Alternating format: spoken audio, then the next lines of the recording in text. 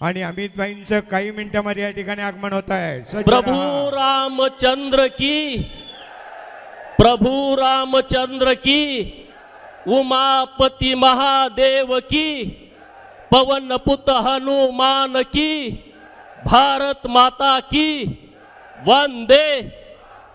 आज आपल्या सांगली लोकसभेचे उमेदवार माननीय संजय काकाच्या प्रचाराच्या निमित्तानं व्यासपीठावरती उपस्थित आदरणीय केंद्रीय मंत्री रामदासजी आठवले साहेब, दुसरे केंद्रीय मंत्री अर्थमंत्री माननीय भागवत कराड साहेब, व्यासपीठावरती उपस्थित बुलढाण्यावरून चिखलीहून आलेल्या भारतीय जनता पार्टीच्या नेत्या आणि आमदार महाले मॅडम, माननीय पृथ्वीराज बाबा, राजेंद्रांना, माननीय सदाभाऊ पाटील, माननीय सुहासजी बाबर, माननीय वैभवदादा पाटील, माननीय ब्रह्मानंद पडळकर, मकरंदजी देशपांडे, नीताताई, व्यासपीठावरील सर्व मान्यवर आणि तुम्ही सगळेजण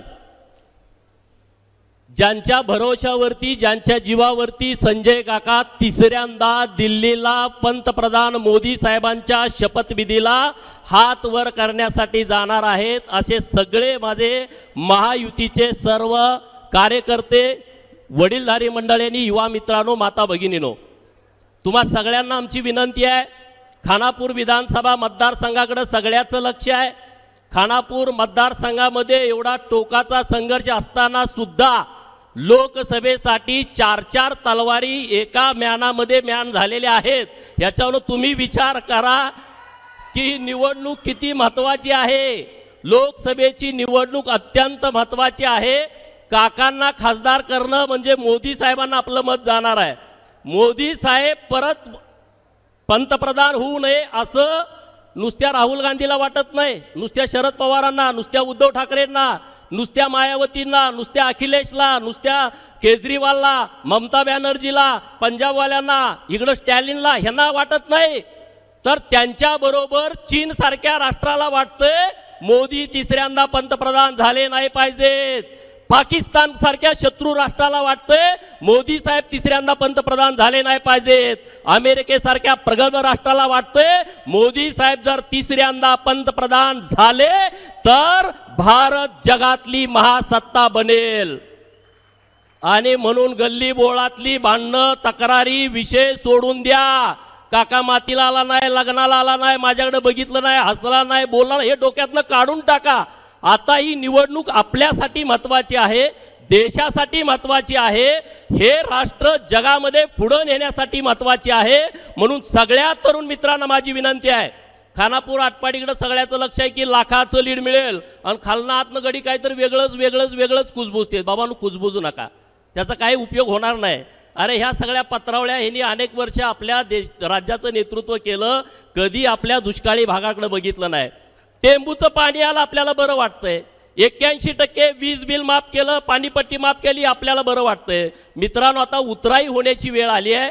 नरेंद्र मोदी साहेबांनी आणि देवेंद्र फडणवीस साहेब, एकनाथ शिंदे साहेबांनी खूप मोठं काम दुष्काळी पट्ट्यातल्या तालुक्यामध्ये केलेलं आहे। आपल्या तरी 13 दुष्काळी तालुक्यातल्या शेतकऱ्यांनी महायुती सोडून खरं तर कुणाला मतदानच केलं नाही पाहिजे।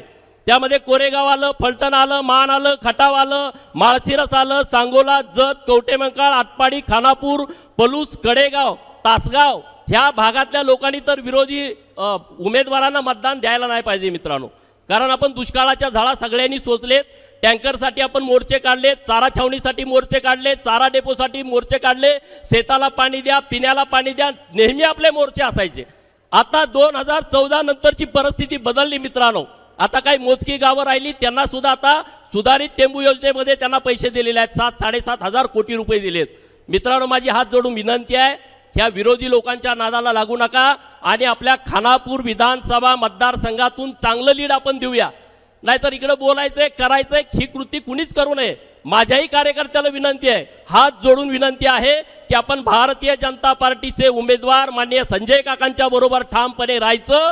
मागे जितकी मतं पडली त्याच्यापेक्षा दुप्पट मतं ही आपल्या लोकसभा विधानसभा मतदारसंघामध्ये पडली पाहिजेत आणि 2 लाखाच्या फरकानं संजय काका दिल्लीला गेले पाहिजेत। ह्याची जबाबदारी आपली आहे। आज तारीख आहे 3, 4, 5, 6 3 दिवस आपल्या हातामध्ये आहेत. हे 3 दिवस तुम्ही महायुतीसाठी द्या. राहिलेली 5 वर्ष संजय काका आपल्यासाठी काम करतील. त्यातून काय राहिलं तर आम्ही सगळे मंडळी तुमच्या सोबत ठामपणे उभे आहोत.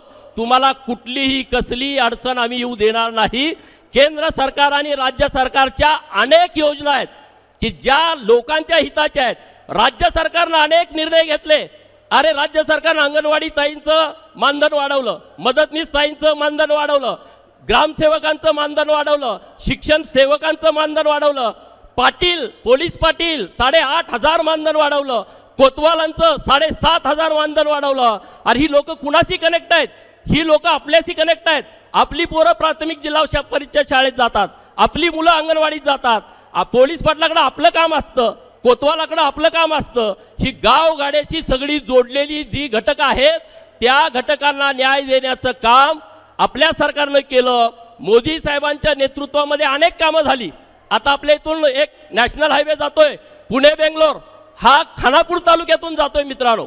त्यामुळे पूर्णपणे परिस्थिती बदलणार आहेत. आणि तुम्हाला सगळ्यांना परत एकदा कळकळीची विनंती की राज्याचे गृहमंत्री साहेब आता 2 मिनिटात व्यासपीठावरती येत आहेत आणि त्यामुळं तुम्ही सगळेजण ताकदीनं त्यांचं जोरदार टाळ्या वाजवून स्वागत करावं. आणि